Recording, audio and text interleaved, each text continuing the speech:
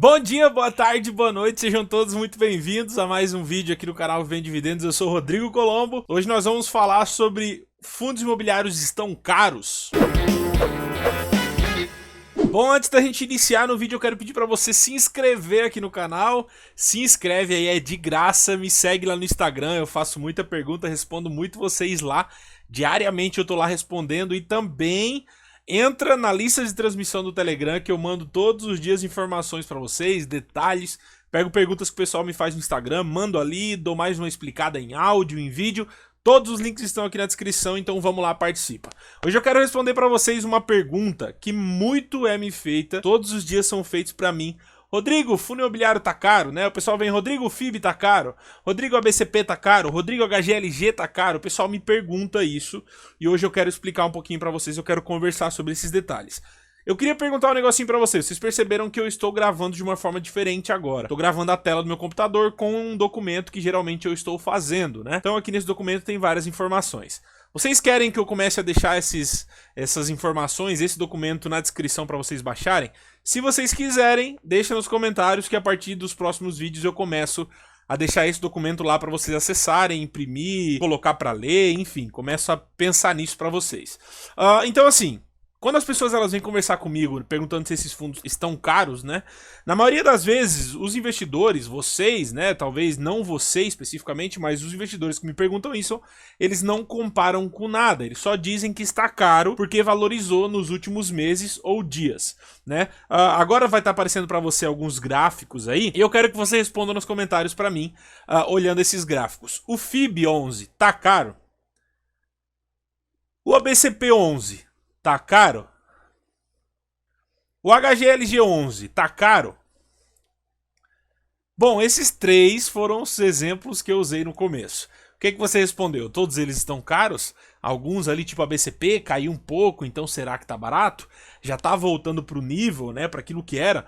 Então a minha pergunta é, por que oscilou tanto? Todos eles valorizaram bastante, mesmo com quedas, se recuperaram, estão voltando aos preços normais, ou os que já não tiveram queda estão estourando 30%, 40% em um ano, e isso não é comum em fundo imobiliário. Mas qual foi o motivo? Principalmente mudanças, economia, notícias, contratos. O Brasil é diferente. O Brasil de 5 anos atrás, de 4 anos atrás, não é o mesmo Brasil que nós estamos vivendo e vivenciando hoje. Então você precisa, antes de olhar e dizer que está caro, comparar com alguma coisa. E você não pode comparar com ele mesmo, com o passado dele mesmo, porque eram outras coisas 5, 6 anos atrás. Eu vou mostrar um exemplo para você. Em 2015, esse aqui é do FIB, tá? FIB 11. Em 2015 a Selic era naquele momento 14,25%. O menor preço do fundo no ano de 2015 foi 224, menor preço. O menor rendimento pago, né, foi de 1,50, que dava 8% ao ano. O maior rendimento pago foi de 2,30 quando ele tirou a vacância, né, um pouco da vacância, que dava então 12% ao ano, e a média do rendimento era de 10% ao ano. Lembrando que a Selic estava em 14% ao ano. O preço naquele momento estava muito abaixo daquilo que nós temos hoje no mercado, né? Porque hoje, em 2019, a Selic está 5%. O menor preço do fundo no ano de 2019 foi R$ 435, que foi no começo do ano. O menor rendimento pago foi de 2,60, que dá 7% ao ano. O maior rendimento pago foi 2,67, que dá 7,3%. E a média de rendimento é de 2,63, que dá 7,2% ao ano. Olhando para essas duas informações, o que você consegue ver? A Selic, sendo a nossa taxa básica de juros, né, é o que coloca preço em investimentos e todo o dinheiro que gira no país. Mesmo que os fundos imobiliários não são atrelados à Selic, não fazem parte da Selic, os investidores sim. Então os investidores que estavam lá na Selic em 2015, né, e o preço do fundo despencou, são os mesmos investidores que hoje, com a Selic ruim, saem, vendem a Selic, vendem o Tesouro Selic e compram fundos imobiliários, fazendo com que o FIB chegue a 435. Isso é ruim? Não, isso não é ruim. Quem estava, assim como eu, comprando desde 2015, comprando ainda hoje, permanece ganhando, permanece oscilando, indo junto com o mercado. Se volta a cair, compra e continua assim, porque basicamente a gente está seguindo a Selic. Se o preço cai e eu continuo comprando, por exemplo, se naquela época lá o preço caiu e eu continuei comprando a 224, eu estava ganhando 12% ao ano, enquanto o Selic estava ganhando 14%. Né? Para quem conhece, sabe que num futuro os contratos melhoram, as coisas melhoram, tudo vai voltar a fazer sentido.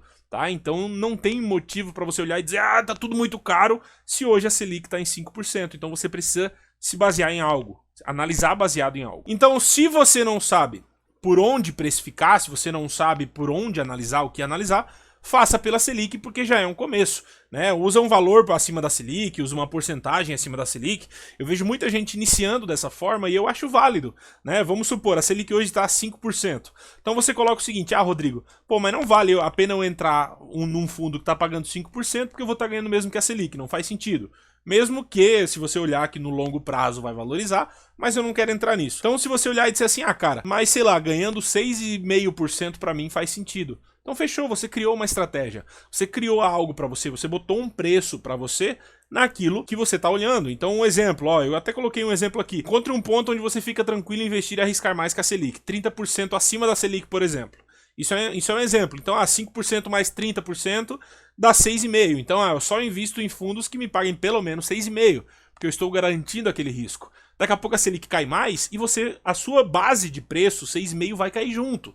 Daqui a pouco a Selic vai para 4%, você vai botar 30% de 4% e você vai estar seguindo a economia. Entendeu? Você fica muito impossível se você querer pegar fundos pagando 10%, você não vai conseguir. Ou você vai ter que arriscar demais, pegando fundos que estão à beira do fim, ou pegando fundos que estão com grandes problemas, e aí você vai ter que arriscar muito. Então você tem que se basear em algo. Começa pela Selic. Eu não uso a Selic, eu uso taxa de juros futura, NTN e tal. Quem participou da minha imersão sabe, mas não tem como eu explicar isso aqui agora, tá? Então comece pela Selic. Mesmo que a Selic já tenha incidência de inflação, já tenha tudo ali dentro, é um ponto para você começar, porque você está seguindo todo o mercado. Agora, uma coisa que você não pode fazer é dizer, cara, o fundo X está caro, olhando apenas para o preço da cota. Você não pode pegar o FIB, por exemplo, e olhar para o FIB e dizer, o FIB está muito caro, não vou comprar. Por quê? As pessoas que estão comprando hoje provavelmente estavam na Selic, saíram da Selic e estão comprando o FIB. Então estão comprando o FIB por quê? Porque está pagando mais que a Selic, está pagando basicamente mais, e aquele dinheiro que está sendo entregue agora, ok as pessoas entenderem, ok as pessoas investirem e se arriscarem um pouquinho mais. Se você entender esse ponto, você vai ver que existem oportunidades de bons fundos, porque você vai estar seguindo a economia. Se você não seguir a economia, se você simplesmente colocar só compro fundos com 10%, não vai funcionar, porque quanto mais o mercado precificar a Selic para baixo, menos chance você vai ter de comprar. E aí você vai colocar o seu dinheiro aonde? Vai colocar na poupança, vai receber 3%. Vai colocar na Selic, vai receber 5%. Enquanto um fundo com um pouco mais de risco vai pagar 6%, 7%, 5,5%, 6%, dependendo do fundo. Então aí a escolha fica por você. Vale a pena então comprar somente com a Selic alta, Rodrigo? Porque aí os fundos vão estar baratos para pagar mais barato? Não. Aí eu escrevi aqui, eu quero até ler. A gente nunca sabe até onde a taxa vai, o que vai acontecer. Lembre-se que você está na renda variável e ela varia. Se o seu foco é longo prazo e patrimônio, seus imóveis irão valorizar, os patrimônios dos fundos serão atualizados e o seu dinheiro vai junto. Hoje você compra um imóvel avaliado em 1 milhão, ano que vem esse imóvel vale 1,2 milhões. Daqui 10 anos, a cidade que ele está se valorizou demais e ele vale 5 milhões. O PVP que está no momento da compra está avaliado em 1. Se manter o mesmo preço da cota hoje, estaria em 0,20. Então leve isso para o longo prazo. Por isso que a gente sempre fala que fundos imobiliários são para longo prazo. E se você pensar como imóveis, como a compra de um imóvel, cara, tem gente que paga juros para comprar imóvel, para comprar terreno, para investir. Imagina você não precisando pagar esses juros, tá? Então pense nisso. Quando a gente diz compre sempre e compre bem, é isso. Foque em comprar sempre e os imóveis em qualidade, fundos em qualidade. Se você compra fundos de qualidade, compra sempre, baseado numa estratégia que você tem, seja 30%, 40% da Selic, tá? Essa é a sua estratégia, siga ela, vá nela, mude ela quando você achar necessário, mas, cara, tenha uma estratégia, precifique isso por algum lugar e não deixe as pessoas dizer, está caro, porque para aquela pessoa está caro, para outra pessoa não está caro. Obviamente que no mercado hoje tem muita coisa irracional, muito fundo que não é bom, muito fundo com problema que está caro, mas aí por isso que eu digo, Depois que você analisar a qualidade, você vai analisar o preço, só que você precisa se basear em algo. Eu comprei FIB a 250, eu comprei FIB a 450. Muita gente também me pergunta o seguinte, mas e o preço médio, Rodrigo? Você comprou a 250, comprou a 450, cara, você aumentou muito seu preço médio.